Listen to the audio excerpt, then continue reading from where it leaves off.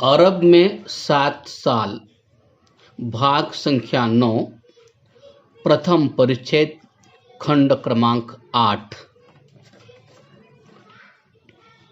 जावा वालों से मैंने पूछा कि आपके यहाँ से बहुत छोटी सी वयस के लड़के हज के लिए क्यों आते हैं, तो उत्तर मिला कि जावा में ऐसी प्रथा है कि प्रत्येक व्यक्ति को हज करना ही पड़ता है, चाहे वह धनवान हो या निर्धन।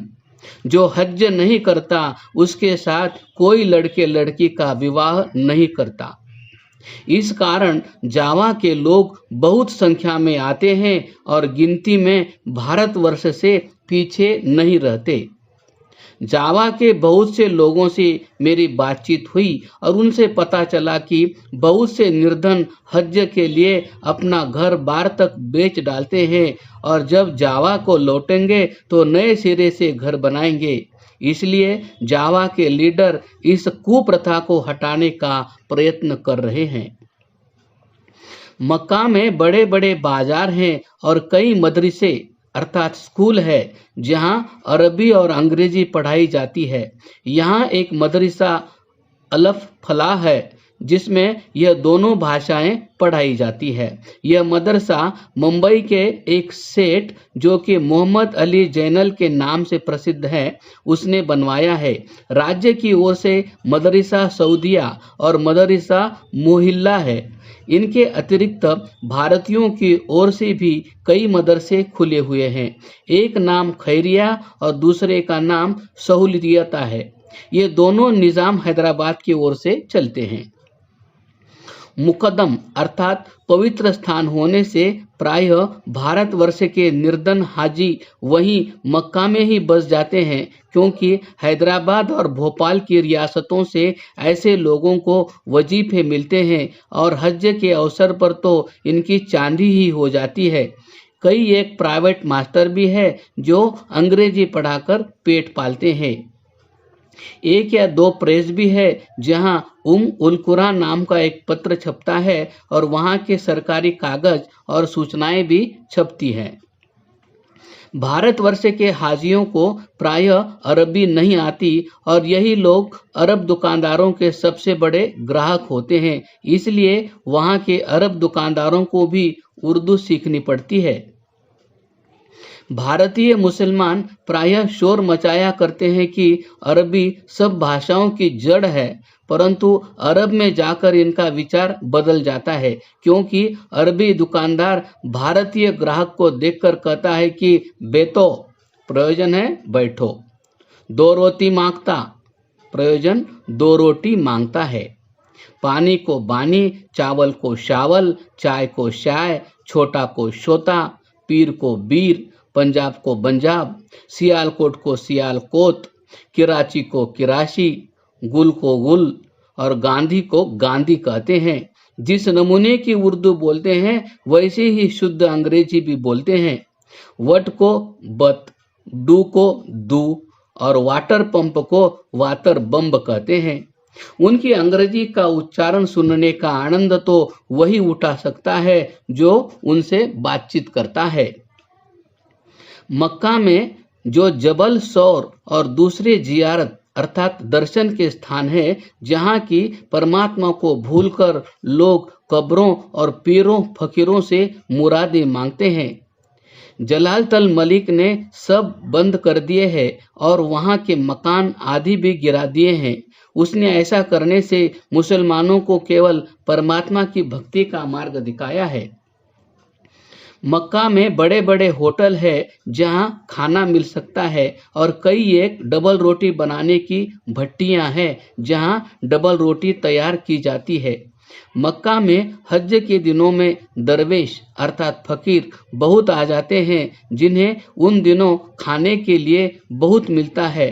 परंतु जहां हज समाप्त हुई और हाजी अपने अपने घरों को चले कि इनका पेट भी खाली रहना आरंभ हो जाता है। भूख के मारे फिर ये लोग मदीना भागते हैं। वहां भी हज के दिनों में तो हाजियों पर गुजारा होता है, परंतु फिर वही कष्ट। हज के अतिरिक्त अरब बेचारे को स्वयं का ही पेट भर खाना नहीं मिलता तो दरवेश को क्या दे। यदि एक दरवेश सारा दिन भी मदीना में मांगता फिरे तो शाम तक उसे एक मनुष्य का खाना भी नहीं मिल सकता। वहां से भागकर जिद्दा आ जाते हैं, परंतु जिद्दा यात्रियों का घर नहीं है, इसलिए यहाँ भी वही दशा होती है। मैं जब मक्का में था तो हज के 3-4 मास बाद की बात है कि कुछ दरवेश मदीना से मक्का आए। उन्हें मक्का के दरवेशों ने पूछा कि क्या मदीने में खाना मिलता है या नहीं। सबने कहा कि अल्हम्दुलिल्लाह, प्रयोजन कि खूब खाना मिलता है, वहां तो कुछ परवाह ही नहीं है। इतने में उनमें से एक चिल्लाया कि ये सब झूठ बोलते हैं, वहां खाना बाना कुछ नहीं मिलता, भूख के कारण हम मदीना छोड़कर आ रहे हैं। इस पर कुछ दरवेशों ने उसे डांट बताई, क्योंकि ऐसा कहने से हरमैन शरीफैन की प्रतिष्ठा कम होती है। अब तो सब दरवेश एक दूसरे के मुंह की ओर देखते थे। कोई कहने लगा कि जब हम हिंदुस्तान में थे तो हर रोज रोटियां लंगोट में बांधते थे, हमारे जैसे 20-20 दरवेश नित्य खाना खाते थे। मैं भी खड़ा कौतुक देख रहा था। यह सुनकर पास आया और उनसे कहा, मेरे मौला बुला लो मदीने मुझे, गमे हिजरत न देगा जीने मुझे। भाई भागते क्यों हो? यहाँ हरम शरीफ में नमाज पढ़ने का जो लाख गुना सवाब अर्थात पुण्य होता है, उसे छोड़कर हिंदुस्तान में क्या करोगे? वह कहने लगे, अल्हम्दुलिल्लाह, हज कर लिया, जियारत भी कर ली है, बस अब यहाँ क्या है। मैंने कहा कि मक्का में मिस्र की सरकार की ओर से रोटी बांटने की एक जगह है, जहां सवेरे चावल का गर्म पानी और आधा पाव भर की एक डबल रोटी हर एक दरवेश को मिलती है, जो कि सुबह के नाश्ते के लिए काफी होती है। उसे खाओ और दिन रात मक्का के हरम शरीफ में पड़े रहो। वह बोला कि सुबह के नाश्ते से कैसे काम चल सकता है। वही बात हुई कि किसी ने गुरुजी से कहा था कि गुरुजी, चेले बहुत हो गए हैं, आप कैसे इन सबको अपने पास रखेंगे। गुरुजी बोले, भूख के मारे सब भाग जाएंगे। अंग्रेजी पढ़ाने के हिंदुस्तानी मास्टर मक्का में बहुत है, जो प्राइवेट तौर पर अंग्रेजी सिखाते हैं। कुछ हिंदुस्तानी भाइयों ने इनको अंग्रेजी पढ़ाने से रोकना चाहा, परंतु राम नाम जपना पराया माल अपना वाली बात है। प्रचार चाहे किसी का हो, इनका तो पेट भरना चाहिए। मुझे एक बार मक्का में जलालतल मलिक इब्न सऊद की ओर से 100 रियाल खर्च के लिए मिले थे। मैंने वह सब रुपया वहां के दरवेशों और विद्यार्थियों में बांट दिया था। इससे कई भारतीय सज्जन जो कि मक्का में दुकानदारी करते हैं, मेरे मित्र और सहायक हो गए। समय समय पर जो रुपया मुझे इब्न सऊद की ओर से मिला है, उसे मैंने अपने भाइयों की सेवा में और हिजबुल्लाह की पुस्तकें बांटने में लगाया है। हिजबुल्लाह का उपदेश ही यह है कि सारे संसार को एक खुदा ने बनाया है। खुदा तो एक है, परंतु लोगों ने उल्टा समझकर उसके भेद बना लिए हैं। मेरा यह सिद्धांत है कि सारे संसार की भलाई करनी चाहिए, न कि केवल अपनी जाति और देश की।